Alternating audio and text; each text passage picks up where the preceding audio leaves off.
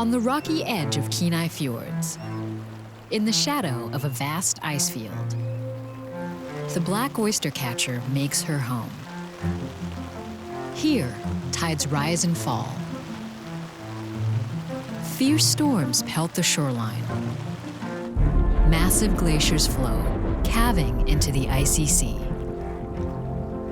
And still, the oystercatcher survives, returning each season to nest on a narrow band of beach. In this wild and weather-beaten landscape, where dramatic change is constant, life abounds.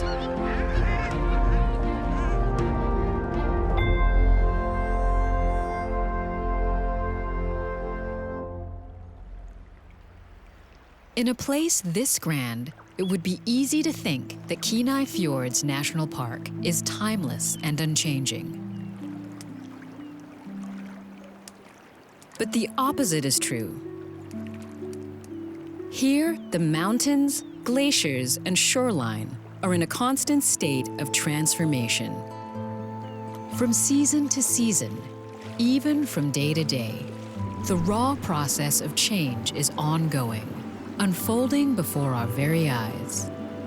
One of the things that has always struck me about this landscape is that things are very big. They're made of stone. They're these giant glaciers, and they have this air of being so large that implies somehow that they're permanent and everlasting.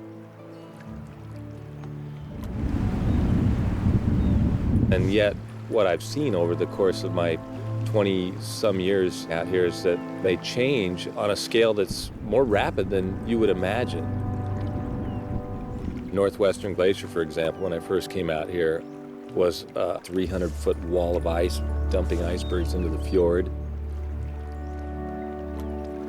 Now it's receded a couple miles and you can paddle up the fjord in areas that were once buried under hundreds of feet of ice.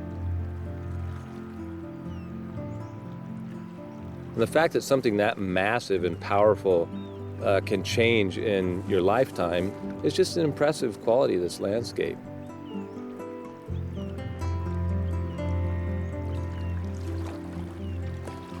If you spend enough time in it, you realize that an environment like this is very delicate.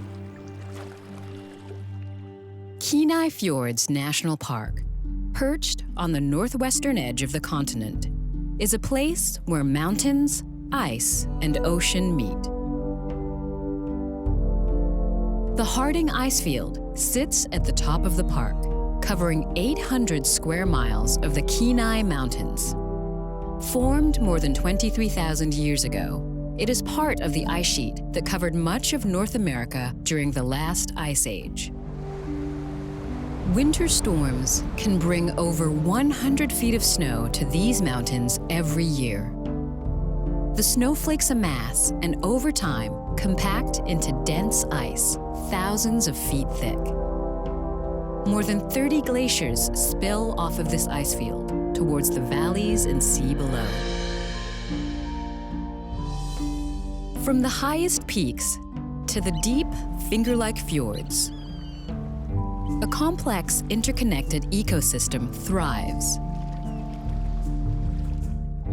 On bare rock at a glacier's edge, tiny plants find a foothold. Stands of Sitka spruce tower in the northernmost edge of North America's temperate rainforest. And where tidewater glaciers calve into the ocean, a convergence of glacial melt, salt water, sunlight, tides, and currents creates a nutrient-rich environment for phytoplankton to bloom. This is the basis of the fjord's entire food web, supporting seabirds and other marine life from the tiniest zooplankton to 45-ton humpback whales.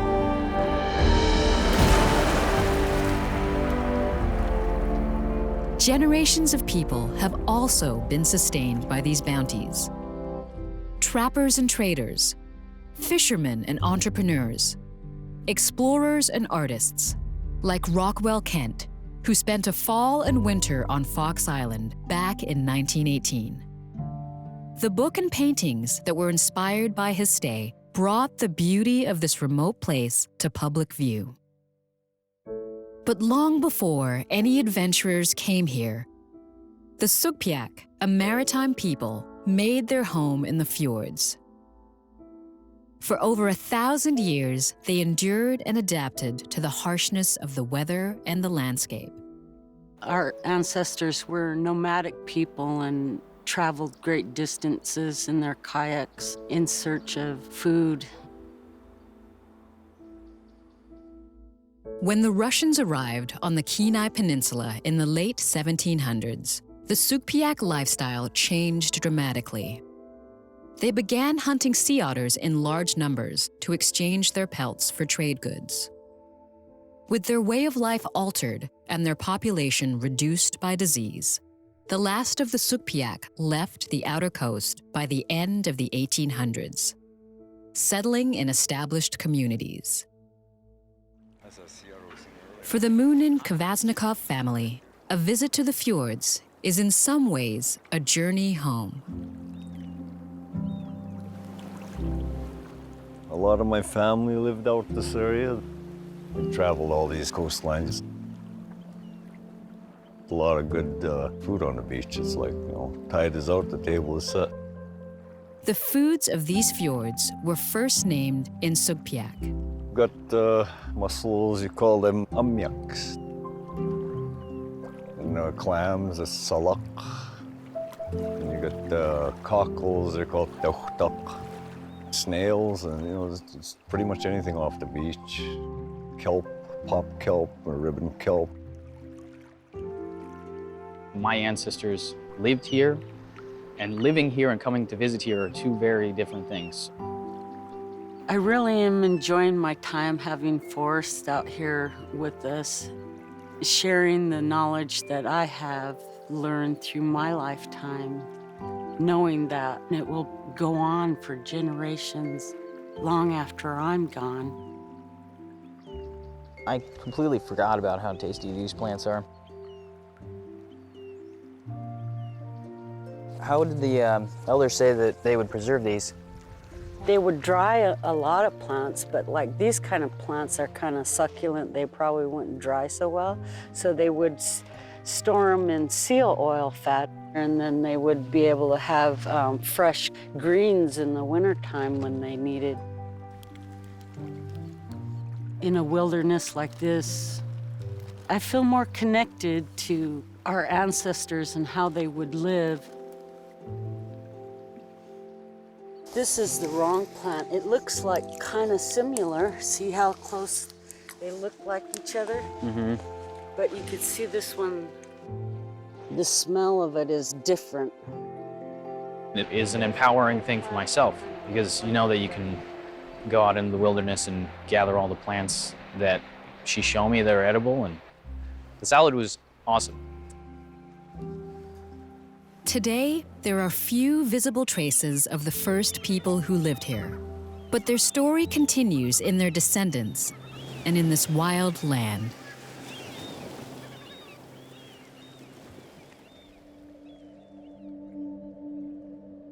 The powerful forces of weather and the changing climate underscore every story in Kenai Fjords.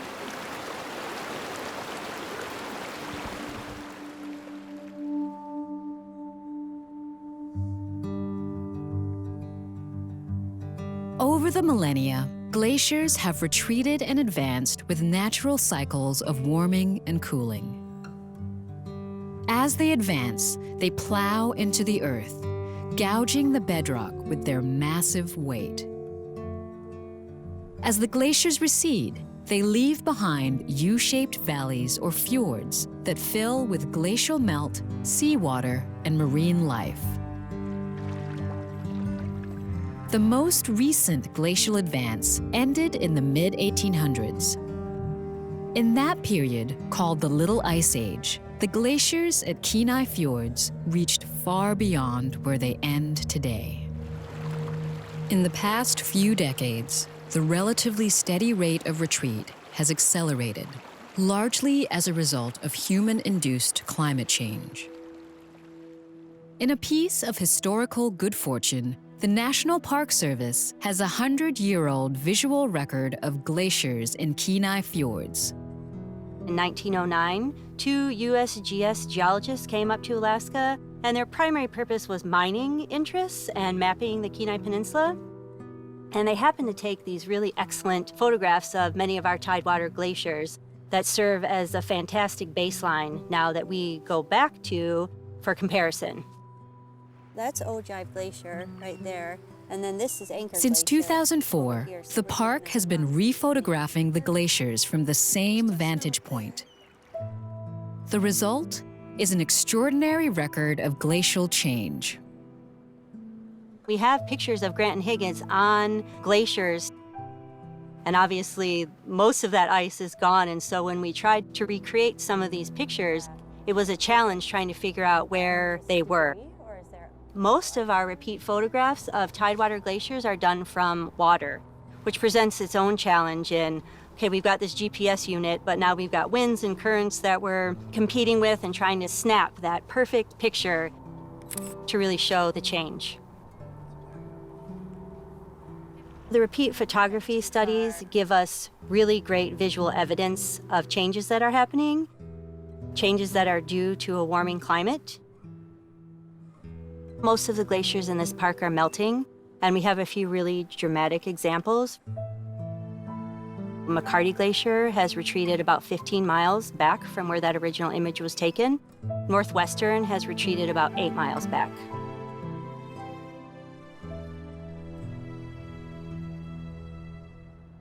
Scientific studies high on the Harding ice field confirm that the ice field and many of its glaciers are getting thinner as the balance of winter snow and summer melt changes.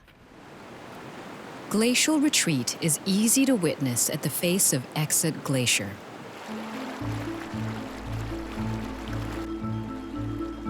Every few days, if you go out there, you see how it's melting and how it's different.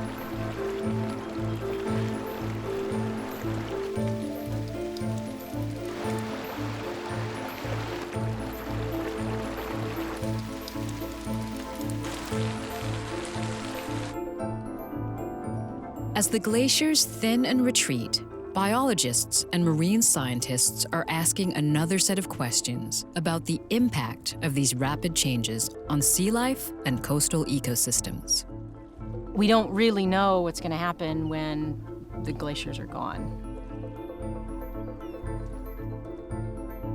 They're clearly a source of freshwater inputs, which can be really important. They hold carbon, and carbon helps with higher productivity. These are long-term questions with no quick and easy answers. Studying the glaciers and the animals that live here is essential to protecting this place. Black oystercatchers may tell us a lot about the health of the coastal environment.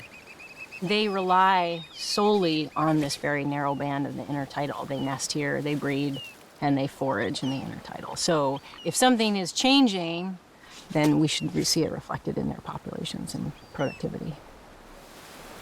We want to look at the whole nearshore food web, so we collect prey items, things that they bring back to the nest to feed their chicks. What is it? How many? How big are they? And track those changes over time. Ultimately, I think with monitoring, not only are we getting the sense of how the environment is doing, but maybe even start to think about how adaptable it is to potential changes. 2128. 2128, got it. Sea otters, of course, are charismatic, but they're also a really important player in the nearshore to shallow subtidal zone. They are voracious predators in the nearshore. They are a marine mammal that doesn't have blubber, that lives in the North Pacific. One of the ways they stay warm is to eat a lot.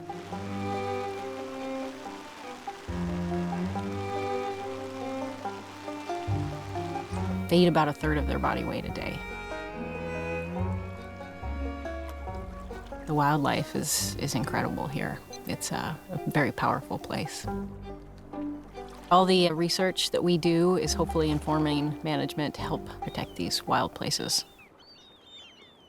In 1989, the Exxon Valdez oil tanker spilled 257,000 barrels of oil in Prince William Sound, killing about 250,000 seabirds and almost 3,000 sea otters.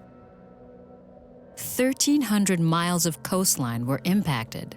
20 of those miles were inside the park. Oil still lingers on those beaches today. The oil spill was decades ago, but human impacts, often from far beyond park boundaries, are an ever-present threat. There's shipping channels, collisions, oil drilling, contaminants, marine debris, plastics that we use every day. Animals can eat those, get sick. The list is almost endless of the impacts that we can have on the near shore. To protect this remarkable place, we must be stewards, not just of the park, but of the broader natural world around us. The rich fabric of Kenai Fjords' interconnected ecosystems extends far beyond the shoreline and park boundaries. The Chiswell Islands, remnants of former mountain peaks, are home to an extraordinary concentration of seabirds. Horned and tufted puffin nest by the thousands. Stellar sea lions lounge on rocky ledges. Humpback whales migrate thousands of miles to feed in these rich waters. Everywhere, there are signs of a vibrant and dynamic ecosystem.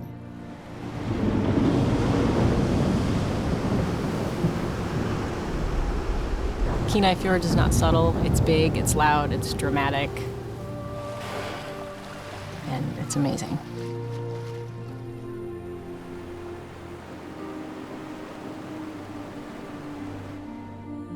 Change is inevitable in Kenai Fjords. It is inherent in the very nature of the glaciers. It blows in with each gale from the Gulf, descending as rain or snow, cloaking the coastal mountains in gray mist or brilliant sunlight. As a visitor to the park, you can witness this dynamic change.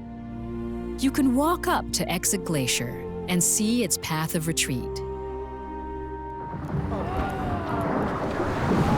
You can hear the thunderous sounds of icebergs tumbling into Ayalik Bay.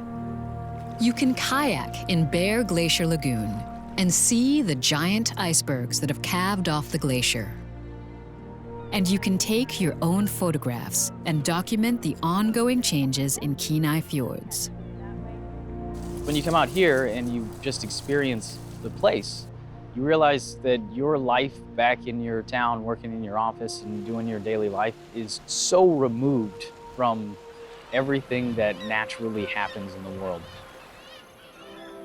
The wilderness and the forest and the trees, everything that exists out here is what sustains our lives.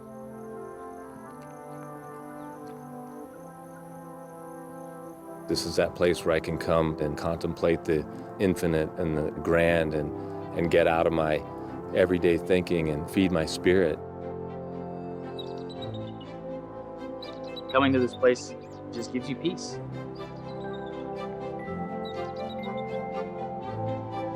This place of mountains, ice, and ocean, both rough-hewn and grand, invites us to pause, and in doing so, to appreciate the wildness that is Kenai Fjords National Park.